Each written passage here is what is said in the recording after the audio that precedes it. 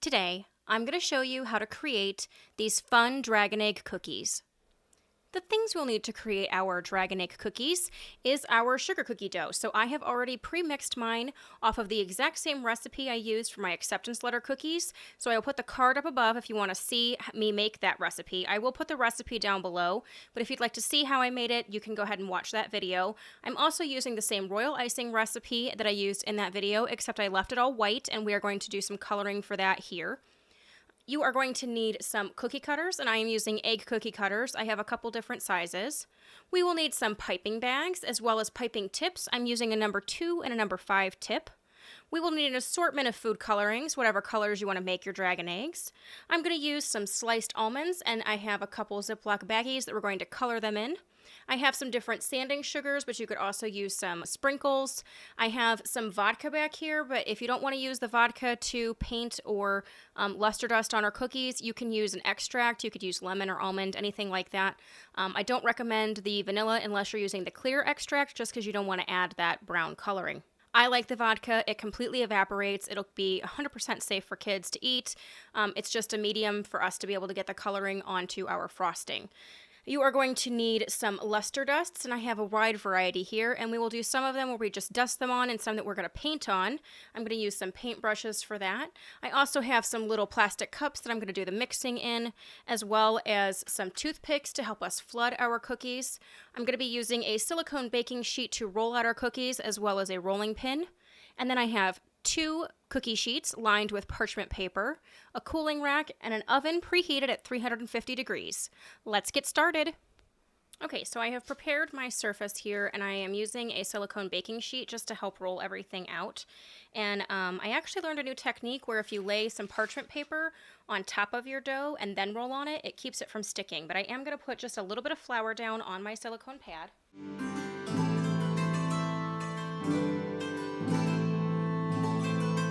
Okay, and then I'm going to roll out some of my dough.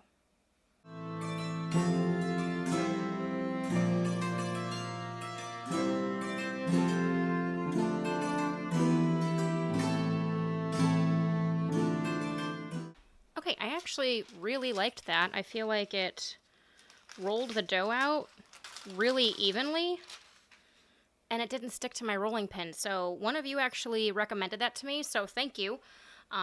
Because I really like that. So now we're going to go ahead and cut our cookies out, and I'm going to put them on my cookie sheet over here that has my parchment paper.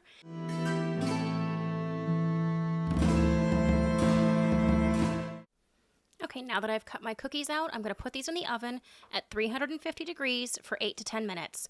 And then I'm going to let them sit on the tray for just like a minute or so when they come out. Put them on the cooling rack, and then once they're completely cool, we'll start to decorate. Now that the cookies are out of the oven, I have transferred them to a cooling sheet, and I'm going to let them cool completely while we start to mix up our colors and our piping bags to decorate our cookies. And just so you guys know, with the 2 different sizes of eggs that I used, this made 36 cookies. Okay, so before I start to add my colors to my royal icing, I'm going to color some of these almonds. And the way we're going to do that is you put them in a Ziploc baggie like this, and we are going to add 5 to 8 drops or so of food coloring. We're going to kind of mix them up really good to get the color spread on all of them. And then to seal your color in, you bake them at 350 degrees for just like 6 minutes. So it'll also kind of toast your almonds a little bit, but it will at the same time lock in the color that we apply to them. So we're going to color some of these red. And I'm using gel food coloring, but you could definitely use the liquid kind as well. I just like the gel food coloring better for my frosting, so that's the same one I'm going to use for my almonds here. So I'm just going to squeeze a decent little amount in there. And I'm going to seal this up. And then I'm going to start to mix the almonds up so that the color starts to go onto the almonds.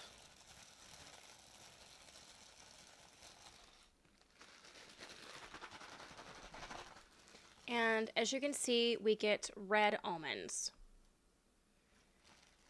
And I'm going to shake some color onto these, and then we'll put them on a baking sheet.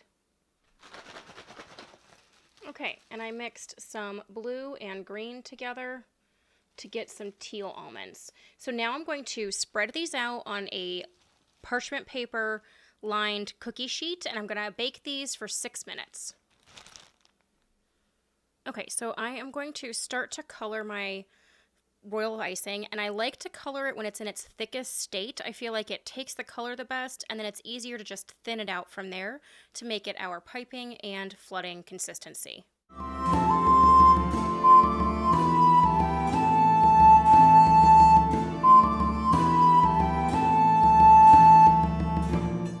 Okay, so now that I have mixed all of my colors, I've left this one white. This one is a nice gray. I just added a little bit of black. This one's nice red. We have a green that I added a little bit of regular green, neon green, as well as just a tiny bit of brown to give it a little bit more of a mossy tone. And then I just have blue here. All right, so now that I have all of these colored, I'm gonna go ahead and get them to a piping consistency, because right now they are very thick, which is great if you were going to pipe, say, some roses or something for a cake, and they would dry really nice and you could store them. But for piping the edge of a cookie, it's way too thick. So all we're going to do is add some water, about a tablespoon or so at a time.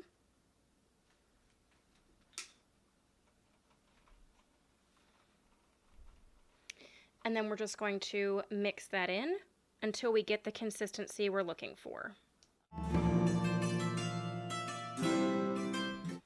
Okay, and this is a great edge consistency where we're getting those peaks that just kind of flap over a little bit. That'll be perfect piping consistency. And then before we do a flooding bag, we will thin it down even more until we get those 5 to 10 second ripples that go away.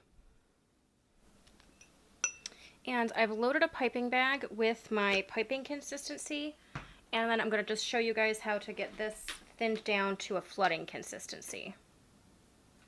So again, add about a tablespoon or so of water.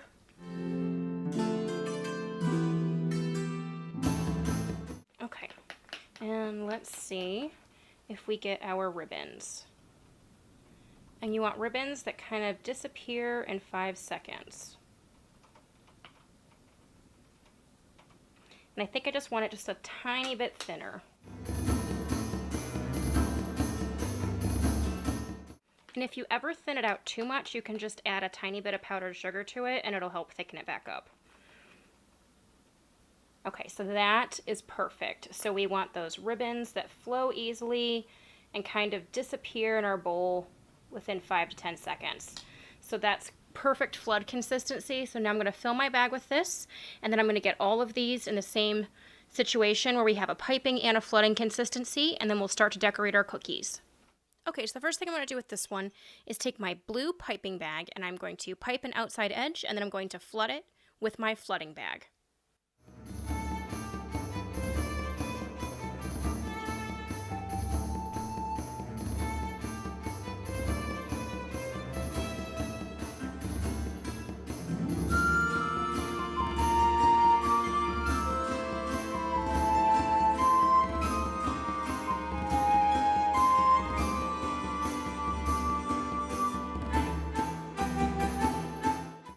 And if you give your cookie a little shake, it'll sometimes even that out a little bit more. And now I'm going to let this cookie dry.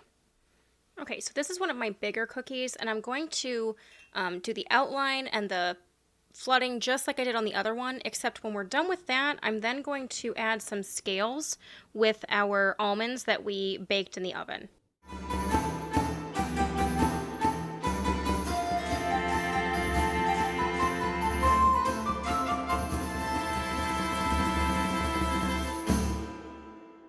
Now, because I'm adding the almonds to this one, I want this to be a thinner layer of flood than some of my other cookies.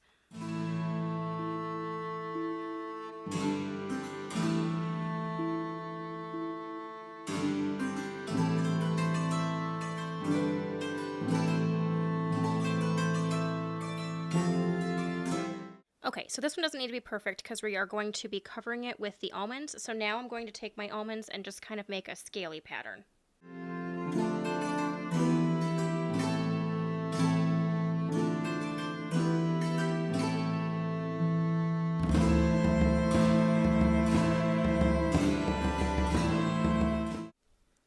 And once we cover the entire thing with almonds, we are left with this really great scaly look that kind of has a Game of Thrones quality, but also has just scales from a normal dragon egg in Harry Potter or anything like that. Okay, so for this one, I did the same piping and flooding that we've done on the other cookies, but I'm going to take my sanding sugar and I am going to dust this whole cookie and give it a really great textured feel.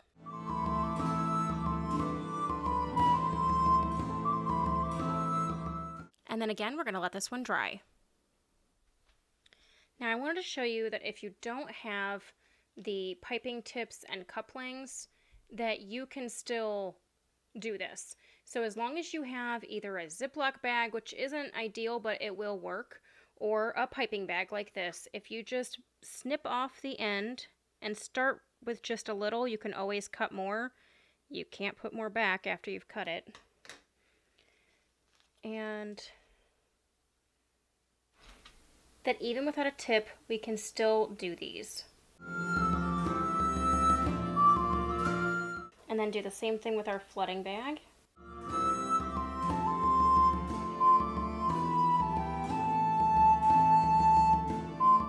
And then again, just use a toothpick to finish filling.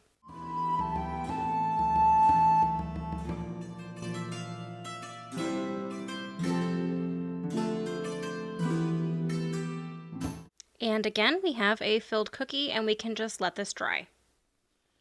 Okay, so I have piped and flooded this cookie, and I'm going to do this similarly to the blue almond cookie, except we're going to do it in reverse. So we're going to make it kind of spiky at the top, and we're going to do that by putting our almonds in the different direction.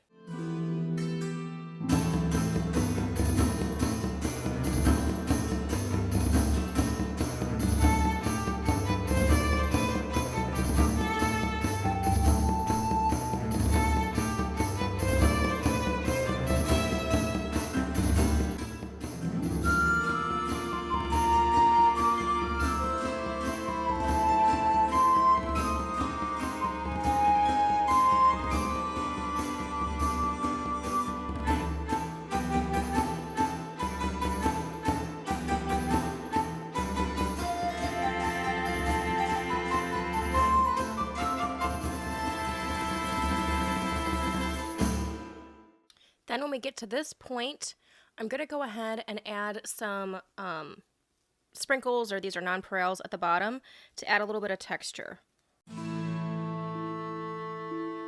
And we are left with a textured almond cookie. Another technique we can do is take our piping icing, and I put the number 5 tip on there, and I'm actually going to pipe little scales on my cookie.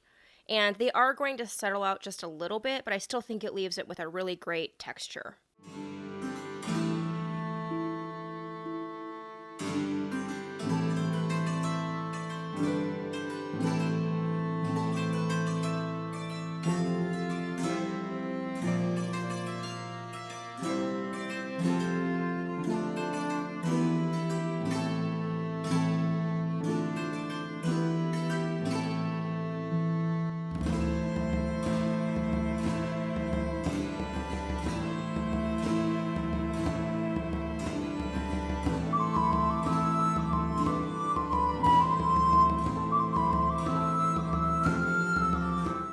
And we're left with a really great texture that looks like dragon scales. Another thing we can do is a wet on wet technique with 2 different colors. So I'm going to take some gray and I'm going to add some dots into the bottom of this egg.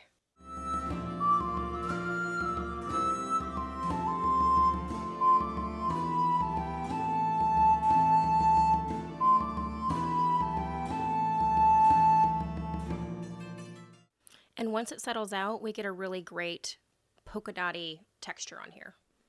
Okay, so now that my eggs have dried and they have a nice crust over the frosting, we can start to paint on them. So the first thing I'm going to do with this one is take some brown food coloring and a little bit of vodka, and we are going to paint some details onto this egg. Okay, as you can see, I have just a little bit of vodka in there and our brown food coloring, and I'm just going to mix it up.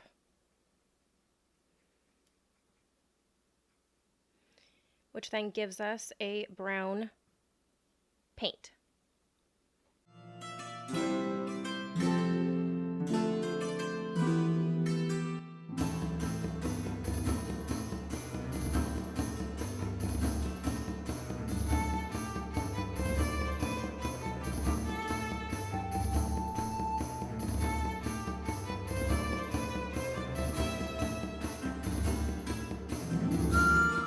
And as you can see, we get a really great texture on here that's hand painted and has a really great quality to it. And once we let this dry, which doesn't take very long, I'm then going to go back over it with some luster dust. Okay, so this blue one I'm going to do some brown detailing on as well. So while this one's drying, I'm going to use some more of our brown vodka paint.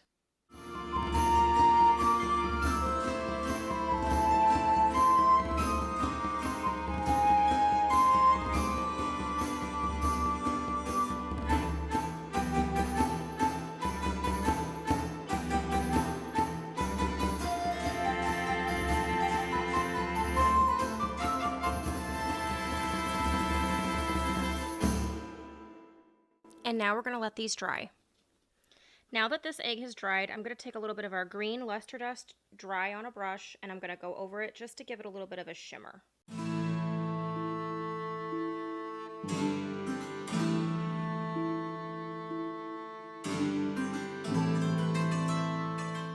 So now I have taken some of my silver luster dust and some vodka, and I'm going to again mix this up and make a silver paint.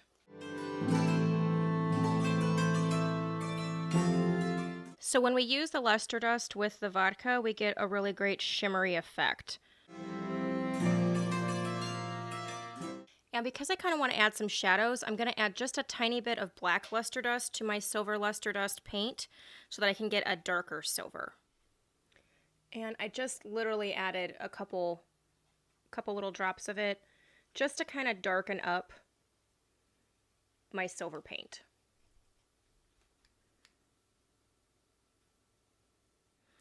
And I think I need to add just a tiny bit more.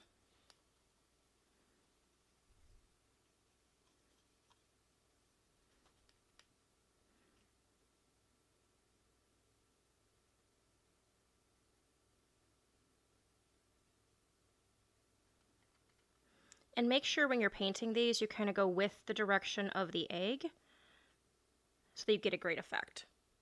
And I want to give this gray egg a black shimmery finish. So I'm going to take our same luster dust that we darkened, and I'm going to add a little bit more of the black pigment, and then I'm going to add just a drop of black food coloring.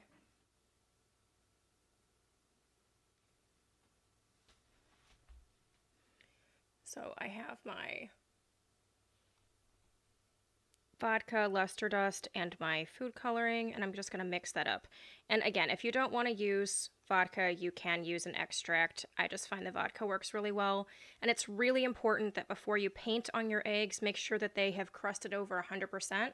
So I recommend letting them dry overnight before you paint on them.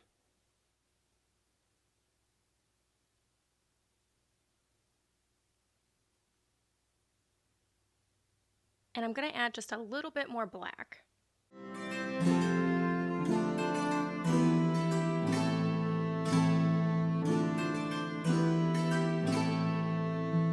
And I'm going to let this layer dry, and then I may go over it one more time with another layer of black. Okay, so for this red egg, I'm going to take some gold luster dust, and I am going to just dry dust over the egg.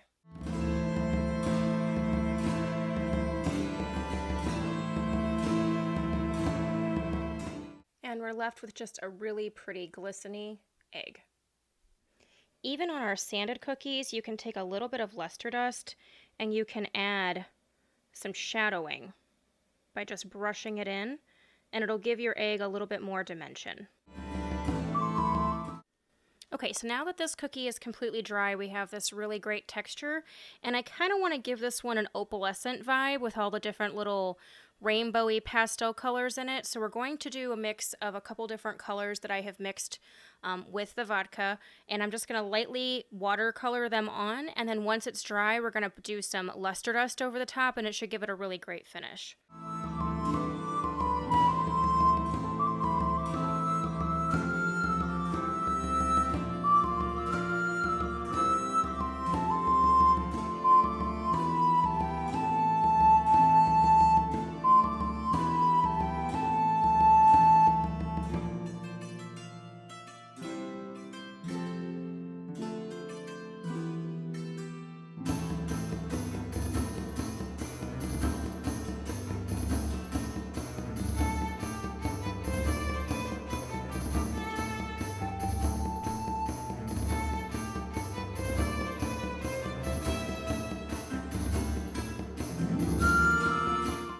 Okay, so now I'm going to let this dry completely, and then we're going to do a white pearl luster dust over the top of it.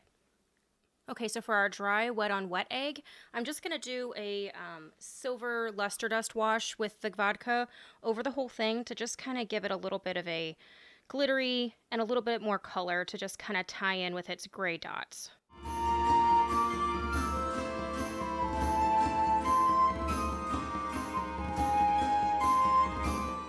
And now we're going to let this dry. All right, once we have added all of our frosting and our paint and sprinkles and luster dust and almonds, there you have it, our dragon egg cookies. These will be a great addition to your next party or get together or even for Easter. And if you guys aren't a fan of cookies, I actually have a dragon egg chocolate recipe that I shared on my channel years ago, and I'll put a link to that in the end. But yeah. These are just as good as they look, so I hope you guys have fun creating them. And if you guys like this video, give me the thumbs up. If you haven't subscribed, please do so, and we will catch you guys later. Thanks so much.